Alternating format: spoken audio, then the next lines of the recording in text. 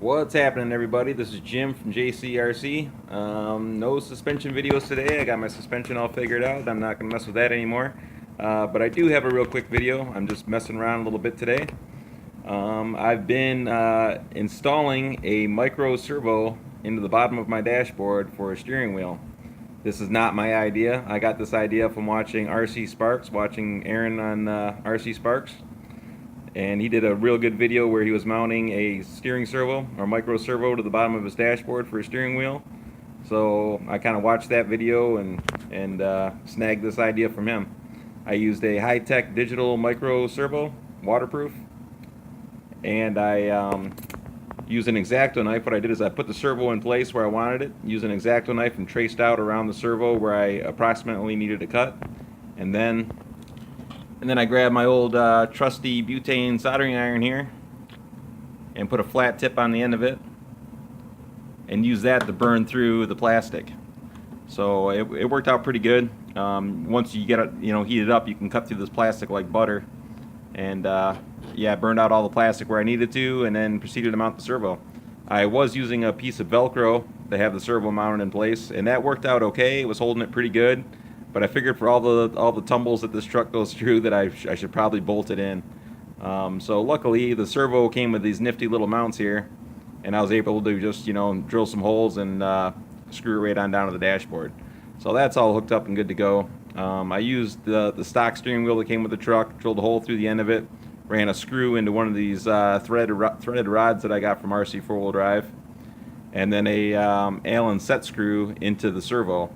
I actually had to use a servo horn on the end of the servo there just because I didn't have anything to hold on to when I was tightening down that screw.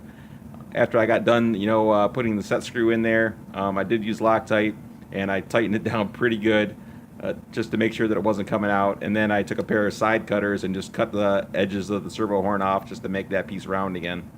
So that is that. The servo is all hooked up. Alright, now I just plugged it into the truck. What I did is I took a Y splitter, and it's coming off of my steering servo, and I just hooked this one up right up into the steering servo. And now when I turn the steering wheel turns with it. So that works out pretty good. And once again, that's not my idea. That was from watching Aaron on RC Sparks. That was his little ingenuity right there. One other thing I did yesterday is I picked up a set of these RC 4-wheel drive 2.2 steel wagon wheels. Reason being is in the last video I talked about these plastic mudslingers, or these plastic Proline wheels that I have my mudslingers mounted on, and that the back spacing was a little bit off, and the outer tread on the tires grabs on the leaf springs when I start making real tight turns. It starts hooking on the end of the leaf spring right there.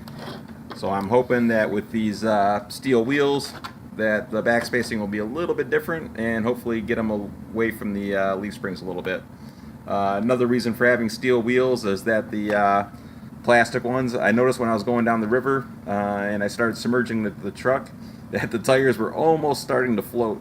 I mean, for as heavy as this truck is, I was really kind of surprised that it was, kind of floating down the river a little bit. So I'm hoping that the extra weight from the steel wheels will help, hold it down to the ground a little bit better. That, and when I'm out rock crawling too, it'll probably be a little bit better having extra weight low to the ground just to keep the truck from tipping over. My next little mission, I guess, is trying to find a character for the truck.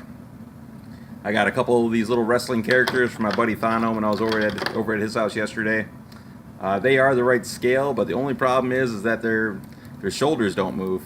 There's no they move like up and down or whatever, but there's no collarbone movement or no shoulder movement there, so they won't work for hooking up to a steering wheel. I was going to use a G.I. Joe guy. I've got a ton of G.I. Joe guys.